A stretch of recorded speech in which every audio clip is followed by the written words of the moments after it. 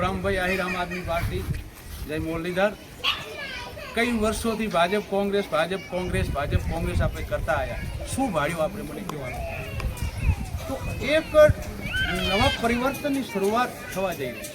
ગુજરાતમાં ધીરે ધીરે પરિવર્તન થવા જઈ રહ્યું છે કે જે આ ભાજપ અને કોંગ્રેસે શું કર્યું, આપણા માટે શું કર્યું. મને કહો, શું આ તમે ચૂંટીને જે વિધાયકો મૂક્યા તમારી પાસે આવ્યા ક્યારે? મને કહો આવ્યા. આ હું રસ્તામાં જોઈને આવું છું અત્યારે. આ રસ્તો તો કોઈ ઠેકાણા વગરના રસ્તા છે. એ તો કોઈ આવ્યું જ લાગતું નથી. મુલાકાત કોઈ લીધી નથી ગામની કે તમારી કોઈ પૂછ્યું ક્યારે. તો હવે આમ આદમી પાર્ટી એક લોકો માટે એક લડી રહી છે, આપણા માટે લડી રહી છે. એમના માટે જો આજે ભાજપ કોંગ્રેસમાં જુઓ, બાપા ધારાસભ્ય, દીકરા ધારાસભ્ય, ફેમિલીમાં કોઈ બાકી જ નહીં, બધા રાજકારણમાં.